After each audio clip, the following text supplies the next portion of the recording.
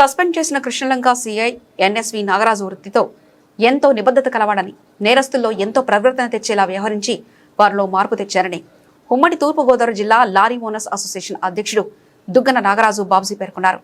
CI Nagaraju హైవేలో ప్రమాదాలు జరిగినప్పుడు లారీ డ్రైవర్ల క్షతగాతులైన వారికి వైద్యం కూడా అందించి వాళ్ల బతుకులను కాపాడినట్లు బాబ్జీ తెలిపారు.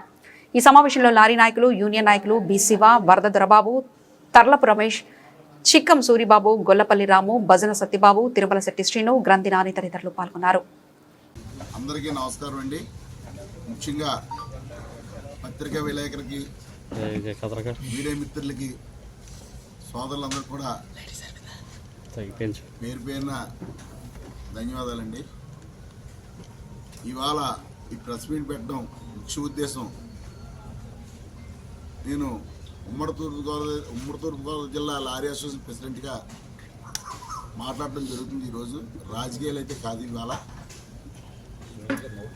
అయితే మన సిఏ నాగరాజు గారి కృష్ణలంకలో ఆయనకి జరిగిన అన్యాయం మీద ఈ రోజులు ప్రజలందరూ కూడా, అక్కడున్న 5 డివిజన్ల ప్రజలందరూ కూడా రోడ్డెక్కి ఈ సిఏ గారికి అన్యాయం జరిగితే మేము ఒప్పుకోవడం జరగదు అన్న విషయం మీద మాకు తెలిసింది కూడా మేము అతని కోసం మాట్లాడకపోతే మాకు నిజంగా విశ్వాసం ఉండదనే ఈ ప్రెస్ మీట్ పెట్టడం జరిగింది.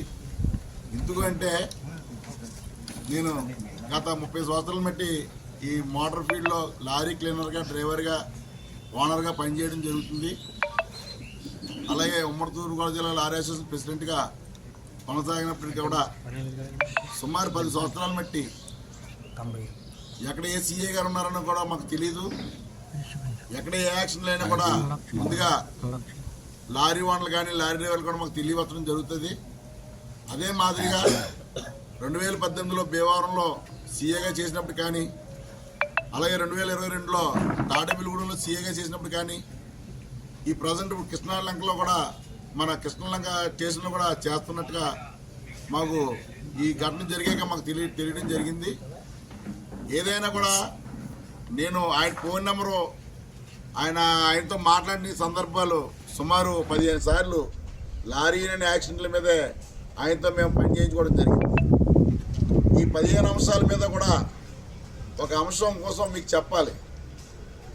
మరి తాడేపల్లిగూడెం నేషనల్ హైవేలో లారీ గుద్దేసుకుని ఒక లారీ డ్రైవరు స్టీరింగ్ దగ్గర నలిగిపోతూ లారీ డ్రైవర్ని తీయలేని పక్షంలో వాళ్ళకి వెళ్ళిపోతున్నప్పుడు క్రమంలో కూడా పక్కనున్న లారీ క్లీనరు నా ఫోన్ నెంబర్ ఉండి నాకు చేయడం జరిగింది. మరి అదే మాదిరిగా సార్ సిఏ గారికి, నాగరాజు గారికి ఇమీడియట్గా సార్ నాకు చనిపోయే పరిస్థితిలో ఉన్నాడంటండి, ఆయన ఎవరు తీయట్లేదని చెప్తే ఆయన 2 నిమిషాల్లో బయలుదేరి 5 నిమిషాల్లో ఆ వెహికల్ దగ్గరికి వెళ్ళి ఆయన ఆ డ్రైవర్ని తీసి హాస్పిటల్లో జాయిన్ చేసి అతను బతికించి వాళ్ళ భార్య పిల్లలకి ఇవ్వడం అనేది చాలా గొప్ప విషయమని చెప్పుకోవాలి ఆయన కోసం. ఎందుకంటే మంచి చెప్పుకోవాలి, చెడ్డ చెప్పుకోవాలి. యాక్చువల్గా మా యూనియన్లు ఈ బ్రేక్ ఇన్స్పెక్టర్లు కానీ, పోలీస్ డిపార్ట్మెంట్ కానీ సాధారణంగా పొగడం. ఎందుకంటే ఒక్కోసారి ఇబ్బందులు అవుతుంటే ఒకసారి పని చేయడం జరుగుతుంది, ఒకసారి పని చేయకపోవడం జరుగుతుంది. పని చేస్తే మంచి ఆఫీసర్ అని చెప్పుకుంటాం, పని చేయకపోతే మమ్మల్ని మాకు అన్యాయం జరిగింది, కేసు రాజని చెప్పుకుంటాం. ఇది వాస్తవం. ఇది అలాగే కూడా కాకినాడలో గతంలో మన సిఏ రవికాంత్ గారు కూడా టౌన్ సీఏ కింద చేసి ఆయన విజయవాడ వెళ్ళిపోయి ఇప్పుడు ఏసీపీ కింద రిటైర్డ్ అవ్వడం జరిగింది మొన్న నెలలో. అలాగే కాకినాడలో 2019లో మన మున్సిపల్ కమిషనర్గా సప్నందర్ గారు వచ్చి తెల్లవారుజామున 5 గంటలు లేచి ఆయన కాకినాడ సుందరభవనంగా చేసిన గొప్ప వ్యక్తి ఆయన. అలాగే ప్రజెంట్ ఈరోజు కూడా కూటమి ప్రభుత్వం వచ్చాక బిందు మాధవ్ గారి జిల్లా ఎస్పీగా కాకినాడ పంపించి కూటమి ప్రభుత్వం ఇవాళ కాకినాడలో మినిమం సగం వరకు కూడా యూత్ ఇబ్బందులు కానీ, ప్రజల్లో ఇబ్బందులు కానీ ఆయన దగ్గరగా చూసి ఎస్పీ గారు ఇవాళ కాకినాడ సగం వరకు కూడా బాగు చేయడం జరిగింది. జిల్లా బిందు మాధవ్ గారు అని చెప్పుకోవాలి. సరే, కాపులందరూ బంధుమిత్రులే, ఏ ఎస్సీలైనా కూడా ఎస్సీలు కూడా బంధుమిత్రులే, ఏ బీసీలైనా సరే బీసీలు కూడా బంధుమిత్రులే. వాళ్ళకున్న బంధుత్వాలు ఉంటాయి. తమ్ముడి వైఎస్ఆర్లో అంటే అన్నయ్యేమో టీడీపీలో ఉండొచ్చు, ఒకటి జనసేనలో ఉంటే ఒకటి బీజేపీలో ఉండొచ్చు. ఏదైనా సరే సావు పెళ్ళి అనేది మాత్రం అందరూ కలుసుకుని ఉంటాం. దయచేసి జగన్మోహన్ రెడ్డి గారు కూడా చెప్తున్నాం, మా కులాలు, మా బంధుత్వాలు, మా ఫ్రెండ్షిప్లు పాడు చేయకుండా ఎడదీయకుండా మమ్మల్ని కాపాడమని ఒక్కసారి జగన్మోహన్ రెడ్డి గారికి క్లియర్గా దీని ద్వారాగా మీకు చెప్పుకోవడం జరుగుతుంది. ఏదైనా కూడా మేము ఇక్కడ ప్రజలు ఏదైతే ఉన్నారో ఆ ప్రజలు మనకు మంచి స్పందనగా ఇవ్వగలిగితే మనం చనిపోయేటప్పుడు 1000 మంది ఖాళీ వరకు వస్తారు, కానీ ఎమ్మెల్యేగా ఉన్నప్పుడు 10 మంది వస్తారు, ఎమ్మెల్యేగా లేనప్పుడు 2 కూడా ఉండరు.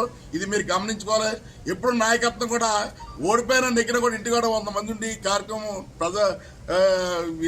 నాయకత్వం చేయాలి తప్పించి దయచేసి ఇలాంటి రాజకీయాలు కుట్రల్లో ఇలాంటి రాజకీయ బురద జల్లడాలో మీరు మానుకోమని చెప్పి జగన్మోహన్ రెడ్డి గారికి కూడా క్లియర్గా స్పష్టంగా చెప్పడం జరుగుతుంది. ఏదైనప్పటికీ కూడా వచ్చే రోజులో 2029లో పవన్ కళ్యాణ్ గారి ఆదేశాలు ఒక ప్లాట్ఫారం మీదకి వచ్చి ప్రజలందరూ కూడా ఏదైతే తమిళనాడులో విజయ్ గారిని సీఎంని ఎలా చేసుకున్నారో రేపు ఖచ్చితంగా 2029లో పవన్ కళ్యాణ్ గారు అదే మాదిరిగా కావల పిల్లలకి రేపు ఆంధ్రప్రదేశ్ రాపోతుందని చెప్పేసి ప్రజలకు చెప్పిన మాటలే ఆలకించి నేను చెప్పడం జరుగుతుంది.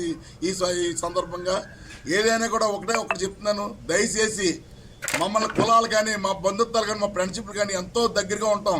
ఎవరు చనిపోయినా 100 మంది ఖాళీ వరకు ఉంటాం. ఆ ఖాళీ వరకు ఉండి వాళ్ళు పార్టీలు పెట్టుకోం, విధానాలు పెట్టుకోం. ఎలక్షన్ వరకునే మేము పార్టీలు పెట్టుకుంటాం, ఎలక్షన్ వరకే రాజకీయాలు చూస్తాం. ఎలక్షన్ అయిపోయాక మేము బంధుమిత్రులకు తిరుగుతాం. దయచేసి ఈ రాజకీయాలన్నీ కూడా మమ్మల్ని ఎడదీయకుండా మమ్మల్ని కలపమని మరొకసారి జగన్మోహన్ రెడ్డి గారు కూడా రిక్వెస్ట్ చేసి మరీ చెప్పుకుంటాం జరుగుతుంది.